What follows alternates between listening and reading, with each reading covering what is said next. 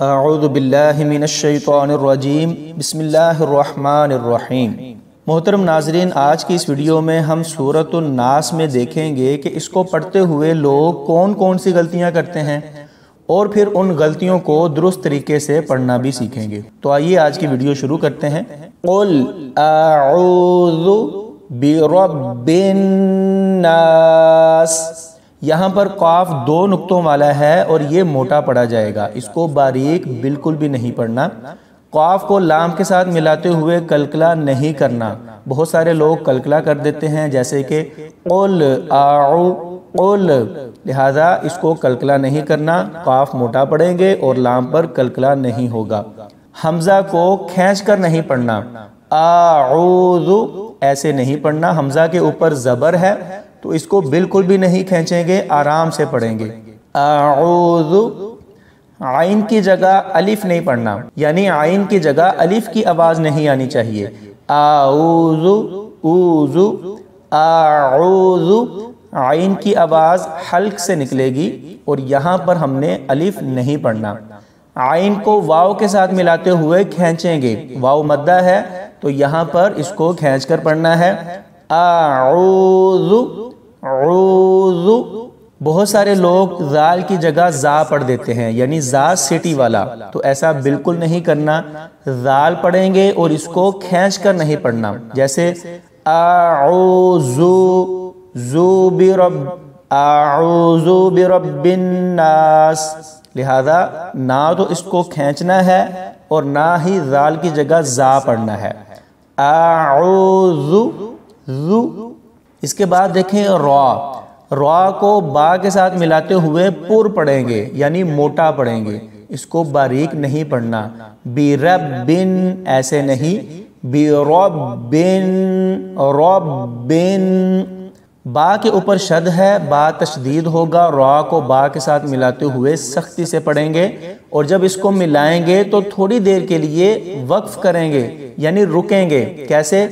Ribbon ribbon, با کو آگے نون کے ساتھ ملائیں گے تب بھی ایسے ہی کریں گے، نون مشدد ہے اور با کو نون کے ساتھ ملاتے ہوئے غنہ کریں گے، بھرپور غنہ کریں گے۔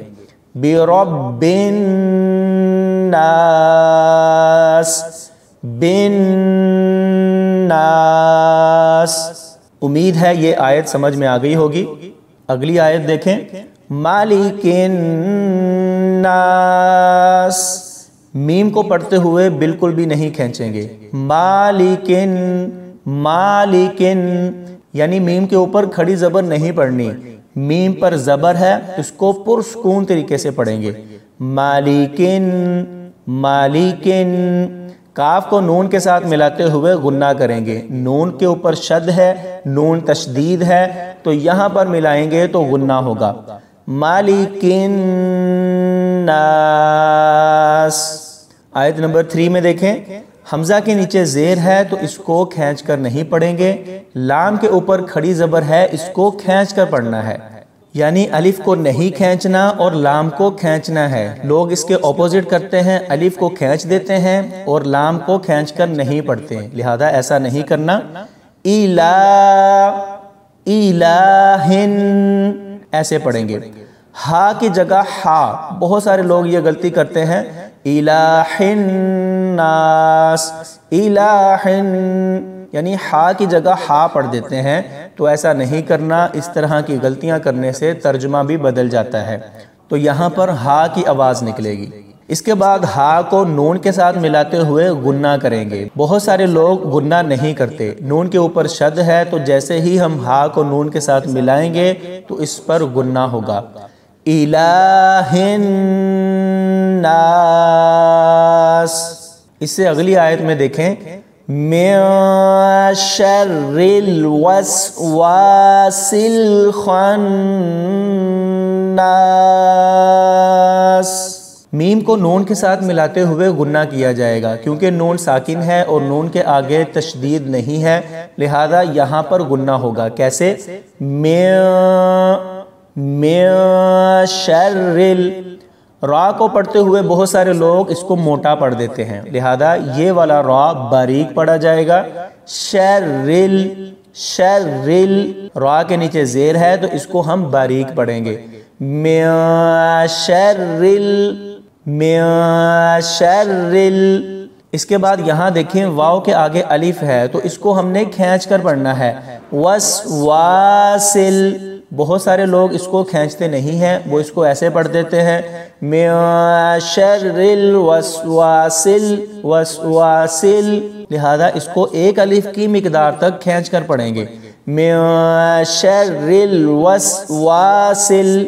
سین کو لام کے ساتھ ملاتے ہوئے کلکلا نہیں کرنا، سل وسواسل خن، یعنی آواز کو کھلا نہیں چھوڑنا، جیسے ہی لام کی آواز آئے تو آپ نے اس کو پکڑ لینا ہے، وسواسل خن، سل ایسے نہیں کرنا۔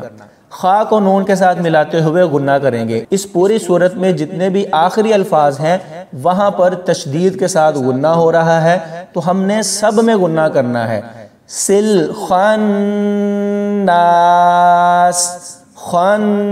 خناس۔ آیت نمبر 5 میں دیکھیں، الذی یوسوس فی صدور الناس،